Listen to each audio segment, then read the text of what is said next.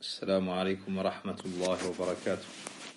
الحمد لله حمدا كثيرا طيبا مباركا فيه، والصلاة والسلام على رسول الله وعلى آله وصحبه ومن والاه.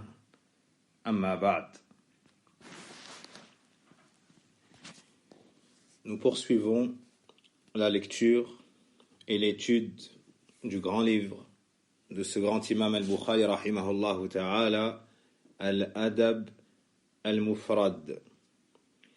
Et nous sommes arrêtés sur la bienfaisance envers la mère.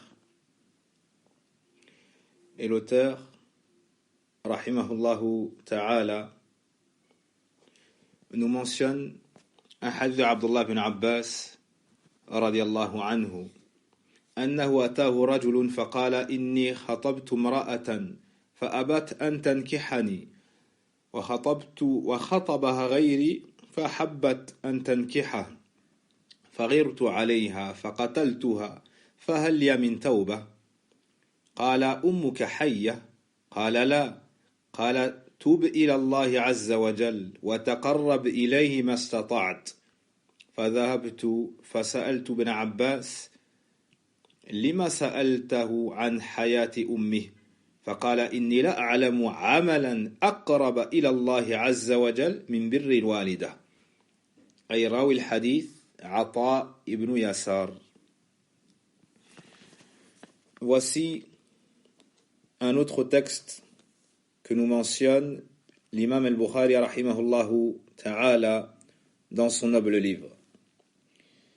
Une personne est venue voir Ibn Abbas et lui a dit: j'ai demandé une femme en mariage, mais elle a refusé de se marier avec moi. Une autre personne est venue, l'a demandé en mariage et elle a accepté. La jalousie m'a emporté au point que je l'ai assassinée. Puis-je me repentir? Et Abdullah ibn Abbas lui a dit: ta mère est-elle vivante? Il répondit: non. Alors il a dit: repens-toi à Allah et rapproche-toi de lui autant que possible. Le rapporteur du hadith, Ata, a questionné Abdullah ibn Abbas plus tard en lui disant: pourquoi lui as-tu demandé si sa mère était en vie? Il répondit: je ne connais pas une œuvre rapprochant le plus d'Allah si ce n'est la bienfaisance envers la mère. Si ce n'est la bienfaisance envers la mère. Ce hadith, à nouveau, nous montre la place de la mère en islam et la place qu'elle doit avoir auprès de chacun d'entre nous. C'est que c'est une cause d'expiation de fautes et d'effacement de péchés. Ce athar a été mentionné par l'imam al-Bukhari rahimahullah ta'ala sous ce chapitre, la bonté envers la mère. Car la bienfaisance envers la mère est une action immense auprès d'Allah subhanahu wa ta'ala et ses effets sont ô combien bénéfiques. C'est une cause pour expier les péchés et pour se rapprocher davantage d'Allah subhanahu wa ta'ala. On tire de ce hadith la dangerosité de la jalousie si elle n'est pas encadrée par les règles religieuses et légiférée et ce qui nous est mentionné dans le livre d'Allah subhanahu wa ta'ala et la sunna de son messager sallallahu alayhi wa sallam.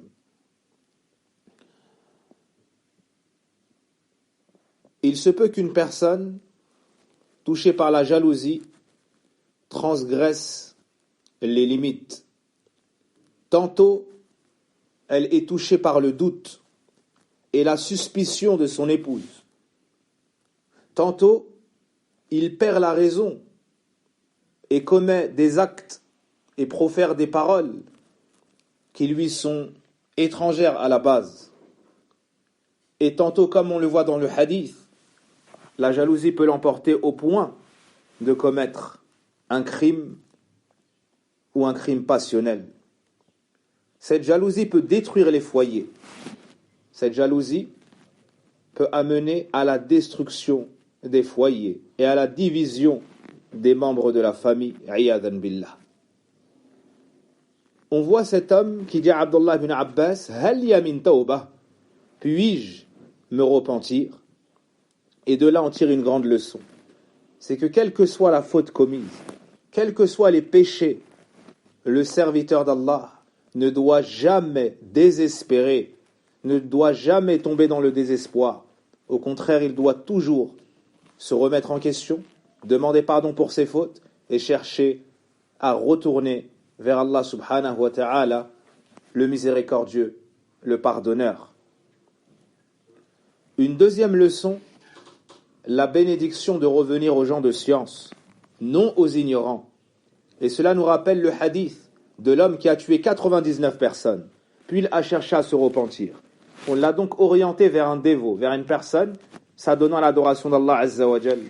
Lorsqu'il le questionna, il lui dit, j'ai tué 99 personnes, puis-je me repentir? Il lui a dit, 99 personnes, tu ne peux te repentir. Il l'a donc assassiné et a complété le nombre de crimes à 100. Puis il a demandé, puis-je me repentir? Et là on l'a orienté vers un savant.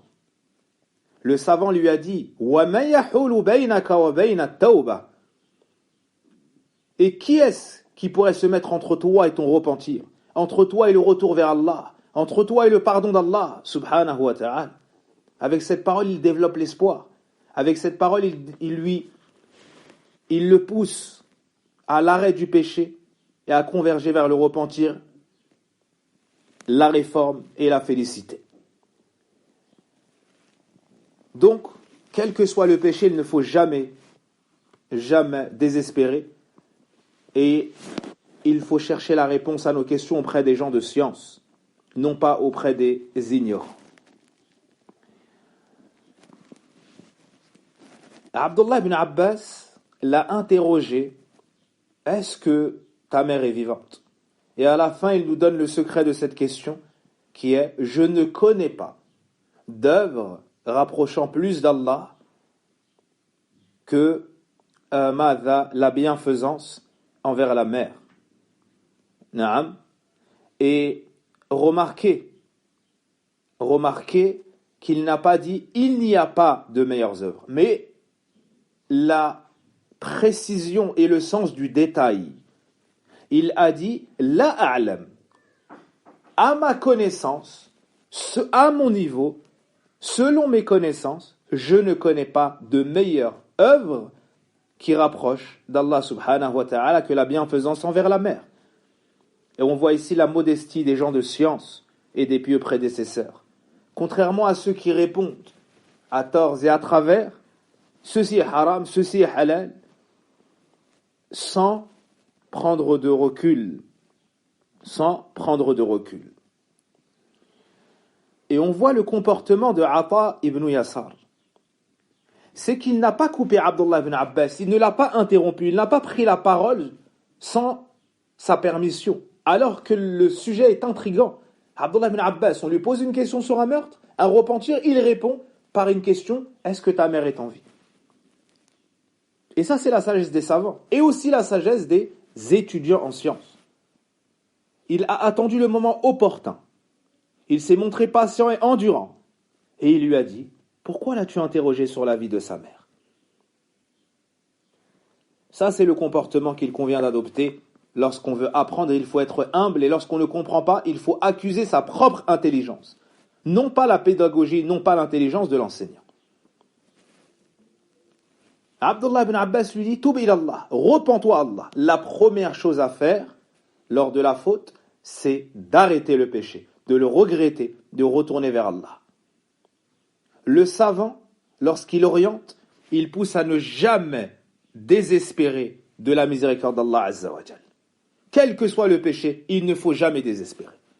Comme Allah nous le dit dans le Coran, قُلْ يَا عِبَادِيَ الَّذِينَ أَسْرَفُوا عَلَىٰ أَنفُسِهِمْ لَا تَقْنَطُوا مِنْ رَحْمَةِ اللَّهِ إِنَّ اللَّهَ يَغْفِرُ الذُّنُوبَ جَمِيعًا إِنَّهُ هُوَ الْغَفُورُ الرَّحِيمُ.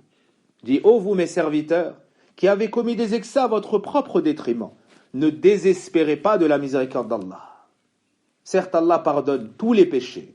C'est lui, le grand pardonneur, le très miséricordieux. Et dans le hadith, un homme a fait un péché. Et il a dit: Rabbi ghfirli, oh mon Seigneur, pardonne-moi. Allah a dit: mon serviteur a commis une faute. Et il a su qu'il avait un Seigneur qui saisissait pour les fautes et qui pardonnait les fautes. Je lui ai pardonné. Puis le serviteur a fait encore un péché. Et il a dit la même chose. Allah a dit la même chose. Et ça s'est répété plusieurs fois dans le hadith. À la fin, on lui dit qu'il fasse ce qu'il veut. C'est-à-dire que tant qu'il regrette et s'efforce de se repentir, de revenir vers Allah, de se corriger, Allah lui pardonnera. Et si ça n'est pas un appel au péché, mais un appel au retour vers Allah et à ne jamais désespérer de sa miséricorde. Enfin, remarquez comme on a uni entre le repentir, qui consiste à délaisser le mal, et les bonnes œuvres, qui consistent à accomplir le bien. Car Allah dit dans le Coran: Innal hasanati yudhibna sayyi'at. Certes, les bonnes œuvres dissipent les mauvaises. Donc lorsqu'on commet un péché, il est bon de se repentir, certes. Mais en plus de cela, il faut ajouter des bonnes œuvres. En plus de cela, il faut ajouter des bonnes œuvres. Donc on tire dans ce hadith de nombreuses leçons, comme le comportement de celui qui recherche la science, comme le sens du détail et la précision des termes utilisés par le savant. On voit la motivation dans la recherche de la science. On voit la modestie des gens de science et la grande valeur de la bienfaisance envers la mère. Un autre texte qu'on peut mentionner en rapport avec celui-ci, c'est dans le tafsir de Surat al-Baqarah, وَاتَّبَعُوا مَا تَتْلُو الشَّيَاطِينَ عَلَى مُلْكِ سُلَيْمَانَ. Ibn Kathir rahimahullah ta'ala mentionne dans ce passage-là qu'une femme est venue voir Aïcha radiyallahu anha. Elle venait de Domatul Jandal. Et elle est arrivée préoccupée, assommée par son souci. Elle est venue trouver le prophète alayhi salatu wassalam al-Madina pour le questionner sur son problème. Mais elle a trouvé qu'il était mort il y a peu. Alors elle a fondu en larmes. Puis elle a mentionné son histoire à Aïcha radiyallahu anha. Elle a dit: j'avais mon époux, que j'aimais d'un amour très profond et très fort. Mais un jour, il est sorti et n'est jamais revenu. Je ne savais pas où il était. Mon cœur était fortement attaché à lui. Je suis donc sorti et j'ai questionné à son sujet. J'ai arboré les routes et demandé si on l'avait vu ou retrouvé. Et un jour, j'ai trouvé une femme âgée. Je lui ai raconté mon histoire. Elle m'a dit: rendez-vous demain si tu veux le retrouver. Je suis venu. Elle m'a dit: tu veux trouver ton époux? Alors fais ce que je vais te dire.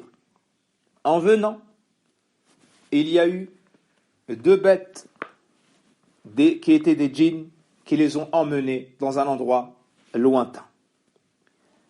Alors elle s'est retrouvée face à 2 choses ou 2 personnes. Et la dame lui a dit: dis-leur que tu souhaites apprendre la sorcellerie. Et on lui a répondu: Innama nahnu fitnatun fala takfur. Nous ne sommes qu'une tentation, ne mécrois pas.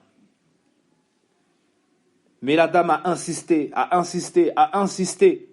Alors ils lui ont dit: dirige-toi vers ce grand récipient et va uriner dedans. Elle est partie. Arrivée devant, elle a été prise de peur, de panique. Elle est revenue sans rien faire. Ils lui ont dit: qu'as-tu donc fait? Elle a répondu: j'ai fait ce que vous m'avez demandé. Ils lui ont dit: qu'as-tu vu? Elle a dit: rien. Ils lui ont dit: tu mens. Retourne d'où tu viens. Elle a dit: non, je souhaite apprendre la sorcellerie, enseignez-moi. Ils lui ont dit: retourne alors. Dirige-toi vers le récipient, urine dedans et reviens. À nouveau, elle a été prise de peur et de panique. Elle est revenue. Qu'as-tu donc fait? J'ai uriné dedans. Qu'as-tu vu? Je n'ai rien vu. Tu mens. Retourne d'où tu viens. Et à la 3e fois, elle s'est exécutée. Elle a vu comme un cavalier sortir d'elle et s'éloigner. Elle est revenue, ils lui ont dit, qu'as-tu fait? Elle a dit, j'ai fait ce que vous m'avez demandé. Qu'as-tu vu? Elle a décrit ce qu'elle a vu. Ils lui ont dit, tu dis vrai. Et ce que tu as vu là, c'est ta foi qui est sortie. C'est l'iman. Parce que celui qui apprend la sorcellerie, celui qui fait la sorcellerie, il vend sa foi, son islam, son tawhid contre les services du shayatin et la sorcellerie. Puis elle a avancé avec la dame. Et elle a dit, mais depuis cela, je n'ai rien vu de spécial. Elle lui a dit, prends une graine, jette-la. Et ordonne à ce que ça pousse et tu verras. Et en effet, tout ce qu'elle demandait se réalisait. Elle jetait une graine et ça poussait immédiatement. Tout ce qu'elle demandait se réalisait. Et là, elle a été prise de remords, de regrets. Elle a recherché sa foi. Et voici son histoire qui l'a conduit à Médine, rechercher le prophète alayhi salatu wassalam pour l'interroger. Elle ne l'a pas trouvé, elle est donc partie voir Aïcha radiyallahu anha. Et elle questionnait les compagnons. Et chacun l'envoyait à un autre compagnon. Le rapporteur, Hisham ibn Urwa, dit, si elle était venue à notre époque, elle aurait trouvé tout le monde pour lui répondre. Mais à l'époque des compagnons, ils avaient cette piété. Va voir plutôt un tel, il est plus savant que moi. Va voir plutôt un tel, il est plus savant que moi. Que devons-nous dire, nous, à notre époque? Wala hawla wala quwwata illa billah. L'ignorant répond à toutes les questions. Jusqu'à ce qu'on l'envoya à Abdallah ibn Abbas, qui lui a dit, écoutez bien, est-ce que ta mère est vivante? Allahu Akbar. Il lui a dit la même chose. Est-ce que ta mère est vivante? Naam, jusqu'à la fin de ce athar. Revenez à Tafsir ibn Kathir ou ibn Jarir et lisez la version originale. Voici pour ce chapitre. Le chapitre suivant, Barakallahu fikum, Babu birril ab. Le chapitre de la bonté envers le père. Nul doute que la place du père est grandiose, incommensurable et inestimable. Mais malgré ça, elle vient après la place de la mère comme nous l'avons vu. D'où l'ordre dans ces chapitres. La bienfaisance que le père a donnée à l'enfant, il ne pourra jamais la lui rendre. Ce père t'a choisi une mère, une école, un berceau, un sein. Et lorsque Saïd ibn Musayyib a dit à ses enfants, je vous ai fait du bien de votre vivant, je vous ai fait du bien enfant, et quand vous avez grandi, et même avant votre naissance, ils lui ont dit, oh cher père, on reconnaît tout cela, mais comment nous as-tu fait du bien avant même notre venue au monde? Il leur a dit, je vous ai choisi une mère, jamais par elle une personne pourra vous insulter ni vous dénigrer. Allahu Akbar. Le choix de l'épouse, c'est le choix de l'école. C'est le choix du chemin que tu souhaites pour toi et pour tes enfants. Ce choix doit outrepasser le physique, qui a son importance sans aucun doute. Mais il doit outrepasser cela. Ce père est celui qui a le plus grand droit sur toi après la mère. Après la mère. C'est celui qui travaille, qui se lève, qu'il vente, qu'il neige, qu'il pleuve. C'est celui qui sort pour travailler. Et c'est celui qui supporte les nuisances de ses collègues et les transgressions de son patron. Car il se souvient qu'il doit dépenser pour toi, qu'il doit te faire grandir, qu'il doit payer tes études, qu'il doit et qu'il doit. Et n'eût été cela, peut-être qu'il aurait démissionné et qu'il aurait affirmé de sa fierté.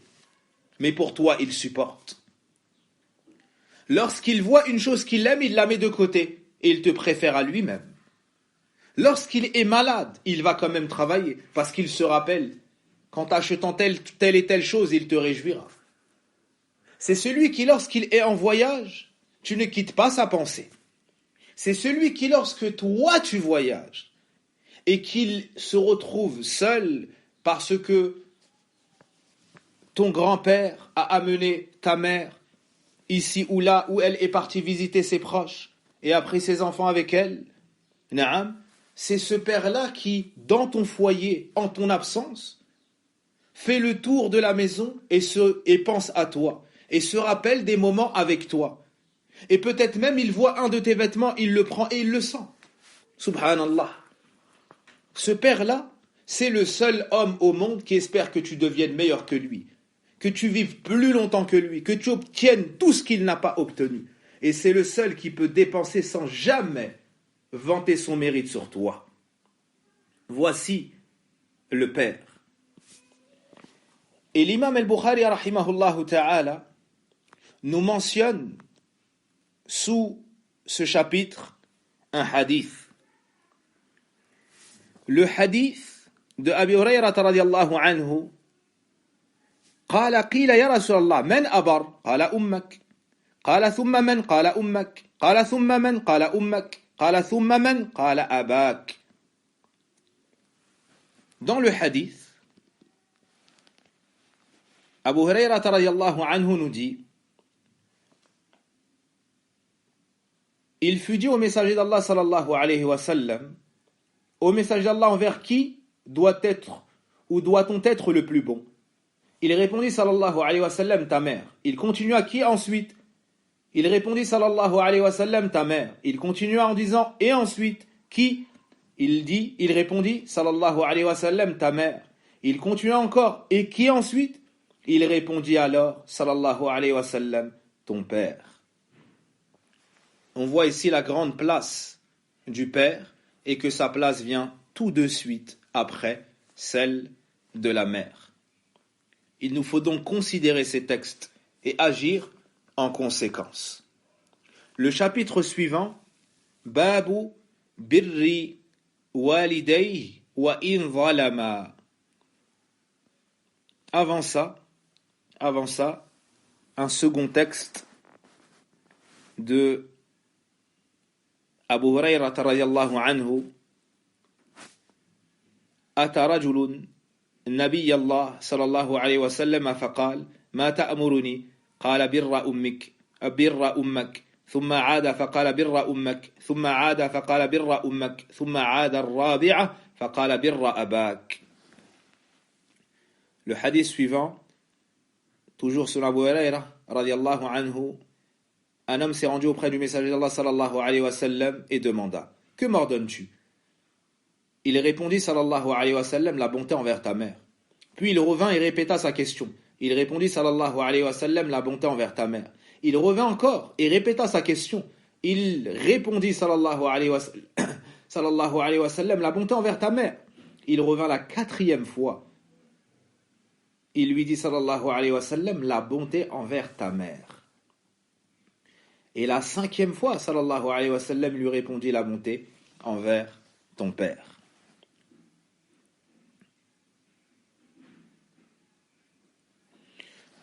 La 4e fois plus tôt, il répondit, la bonté envers ton père. Le chapitre suivant, la bonté envers les parents, même s'ils sont injustes. Certaines personnes prétextent pour se permettre la transgression, pour se permettre la désobéissance, ils se permettent de se trouver des fausses excuses en disant oui mais mon père fait ceci, oui mais ma mère fait cela, oui mais... Et ils mentionnent de leurs péchés, de leurs fautes, de leurs défauts.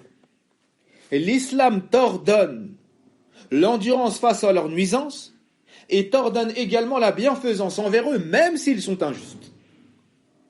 Tu ne dois pas les mettre en colère. Tu ne dois pas élever ta voix sur eux. Tu ne dois pas répondre avec l'injustice à ton tour. Mais tu dois te garder d'être mauvais et tu dois déposer auprès d'eux tout le bien que tu as. L'auteur, rahimahullah ta'ala, nous mentionne que Abdullah ibn Abbas radiyallahu anhuma a dit: Ma min muslimin lahu walidan musliman yusbihu ilayhima muhtasiban illa fataha Allahu lahu babayn yani min al-jannah وإن كان واحدا فواحد وإن أغضب أحدهما لم يرضي الله عنه أو لم يرضى الله عنه حتى يرضى عنه قيل وإن ظلمه قال وإن ظلمه. Le quatrième chapitre, donc la bonté envers les parents même s'ils sont injustes. L'auteur rahimahullah ta'ala nous mentionne ce texte, ce athar d'Ibn Abbas radiyallahu anhuma, qui nous dit: il n'y a pas un musulman, ou bien pas un musulman se lève au matin en ayant auprès de lui ses deux parents musulmans pour lesquels il espère être récompensé sans qu'Allah ne lui ouvre deux portes, c'est-à-dire du paradis. Et s'il n'a qu'un seul parent, alors il lui ouvre une seule porte. S'il met en colère l'un des deux, alors Allah ne sera pas satisfait de lui tant que celui-ci ne sera pas satisfait de lui. C'est-à-dire tant qu'il n'aura pas eu l'agrément de ses parents, Allah ne sera pas satisfait de lui.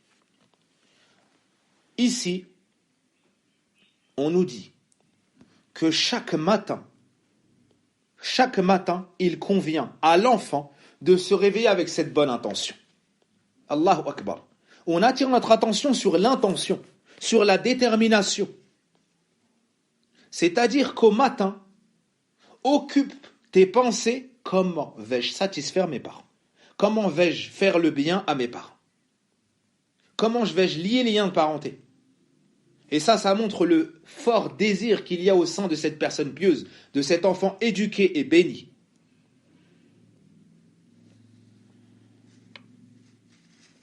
Et dans une version ailleurs, yusbihu ilayhima muhsinan. Il se réveille auprès d'eux, non pas en espérant la récompense, mais en étant bienfaisant. En étant bienfaisant. Donc, on tire une grande leçon de ce texte. C'est que chaque matin, on doit se réveiller avec une grande intention, avec une haute détermination de commencer ce jour avec des bonnes œuvres. Et parmi les meilleures œuvres, la bienfaisance envers les parents. Tout de suite après la prière du Fajr, ton souci, la prière du Fajr, les adhkar, était puis tes parents. Puis tes parents. Tu dois t'enquérir de tes parents, savoir s'ils vont bien, s'ils ont besoin de quelque chose. Et parmi la grande assistance qu'Allah Azza wa Jal accorde à son serviteur dès son plus jeune âge, c'est que chaque matin, il lui permet de réfléchir de la sorte. Il se réveille, il fait ses invocations, il fait sa purification, il fait sa prière, puis il pense à ses parents, il fait ses invocations. Qui, arrivé au matin, a cette pensée? Qui parmi nous réfléchit de la sorte?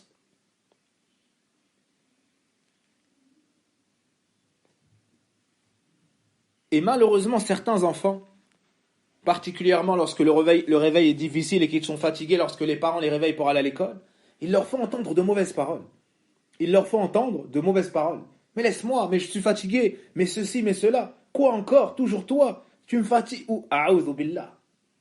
A'oudhu billah. On doit se repentir de ces mots-là, on doit s'éduquer sur le contraire. Tu ne dois jamais faire entendre à tes parents une parole qui va leur déplaire. Et celui qui fait ça peut espérer qu'Allah lui accorde des enfants qui feront pareillement ou mieux encore. Et pour atteindre ces niveaux, il faut faire des efforts et il faut s'entraîner. Et il faut supporter.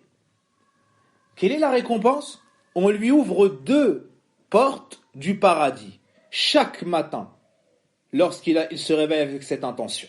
Et s'il n'a qu'un seul de ses parents en vie, alors 2 portes.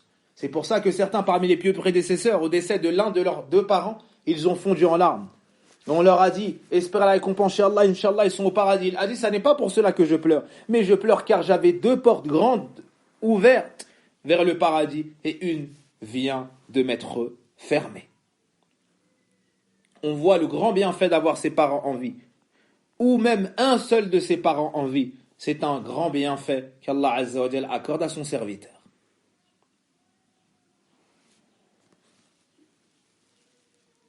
Et on voit l'avertissement contre le fait de mettre en colère ses parents. Même s'ils sont injustes, tu ne dois pas mal te comporter envers eux. Et certaines personnes disent, oui, mais moi, ils ne m'ont pas bien éduqué, oui, mais moi, ils ont fait et ceci. Non. Oublie tout le mal qui a été fait et retiens tout le bien qui t'a été fait. Et ne fais pas les comptes avec tes parents. Ne fais pas les comptes avec tes parents. Que de jours ils ont veillé pour toi, que de jours ils t'ont fait du bien, que de jours ils ont dépensé, que de jours ils t'ont élevé, ils se sont fatigués, ils t'ont répété, ils ont patienté sur des fautes. Le temps est venu que toi, tu patientes. Ce texte comporte une faiblesse, car il y a une personne de la chaîne de transmission qui n'est pas connue. Le chapitre suivant, Babu linul kalam li walidayhi. Le chapitre suivant, dire des paroles douces à ses parents, avoir de la douceur avec ses parents dans le verbe.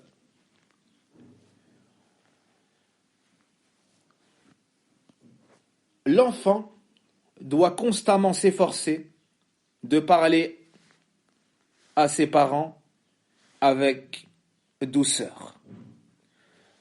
L'enfant doit s'efforcer au quotidien de choisir les meilleures de ses paroles. Il doit choisir les meilleurs fruits, comme lorsqu'il va à la cueillette.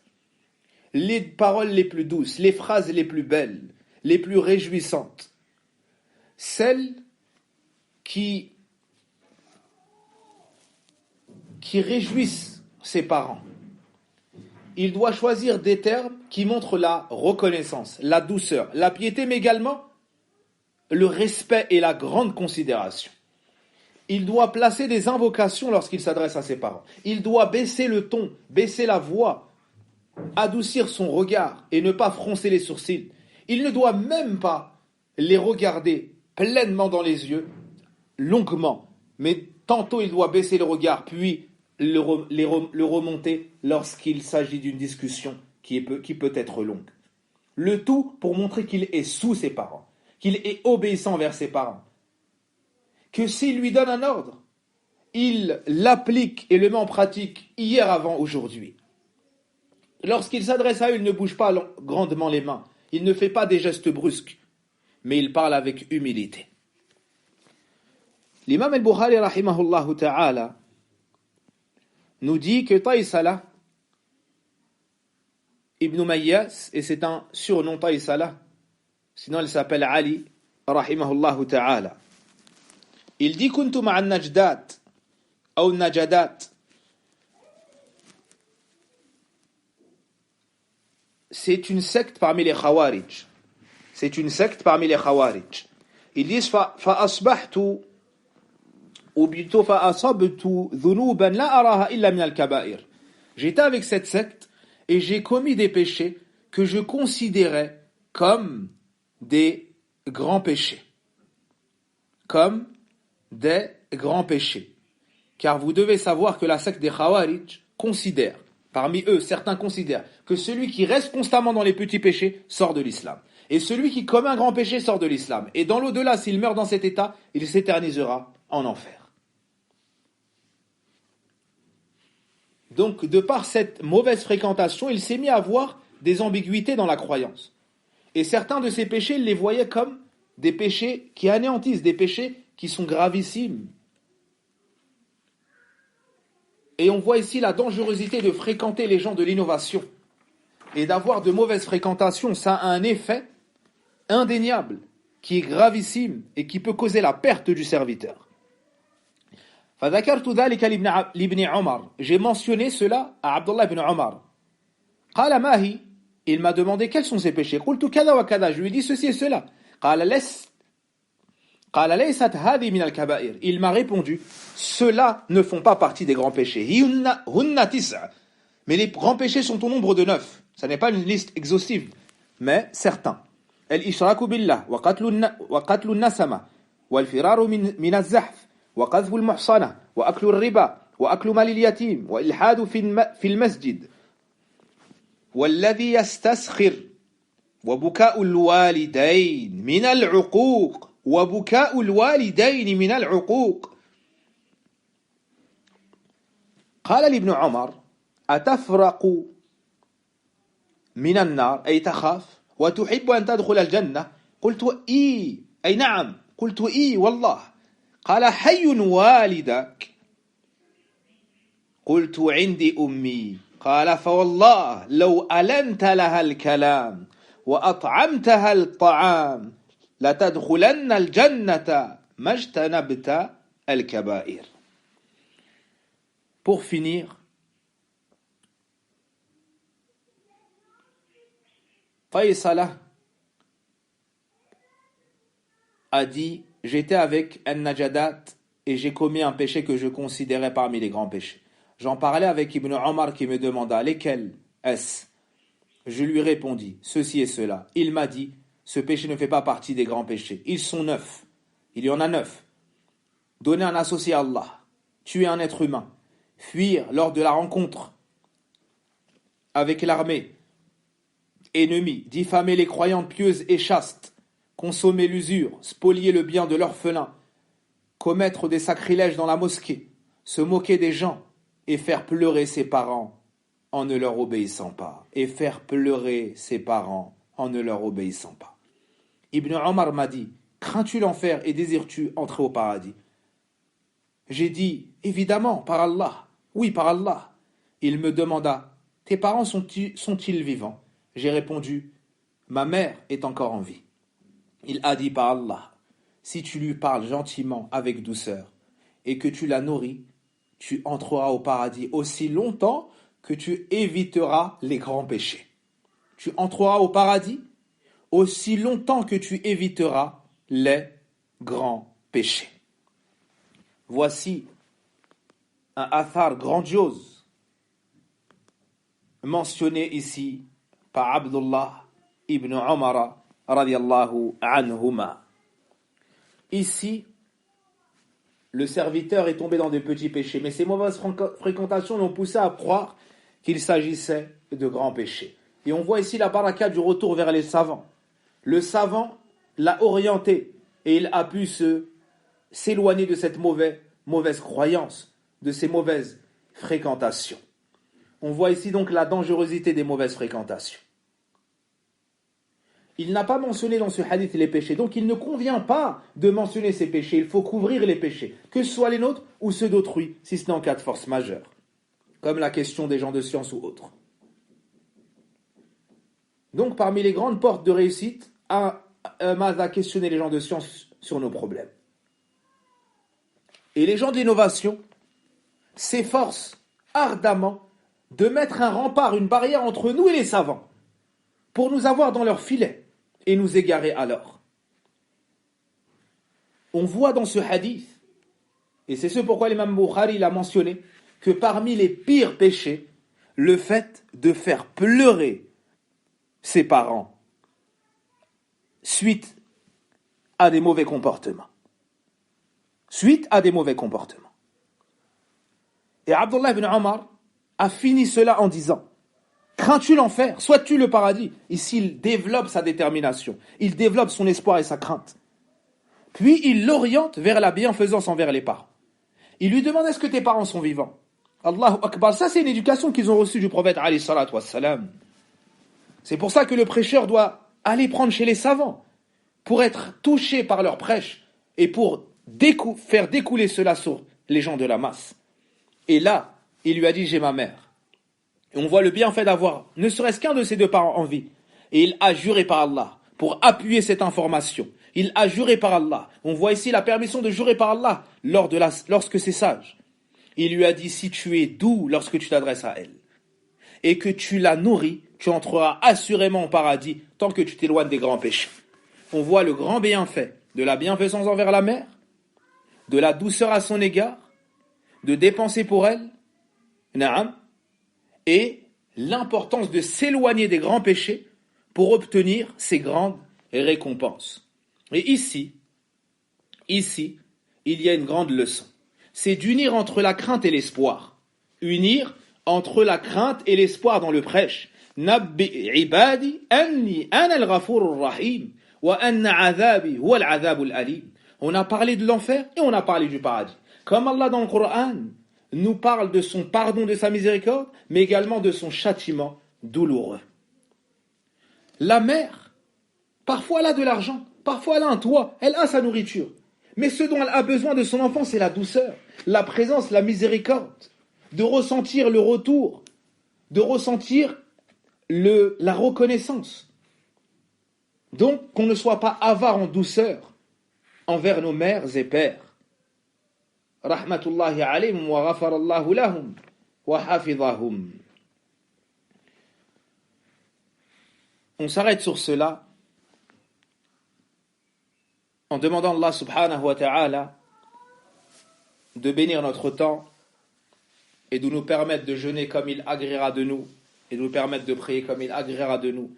Wa sallallahu wa barik ala nabina Muhammadin wa ala alihi wa sahbihi ajma'in. Allahumma ighfir lana dhunubana wa kaffir 'anna sayyiatina wa tawaffana ma'al abrar. Subhanaka Allahumma wa bihamdik ashhadu an la ilaha illa ant astaghfiruka wa atubu ilayk. Wassalamu alaykum wa rahmatullahi wa barakatuh.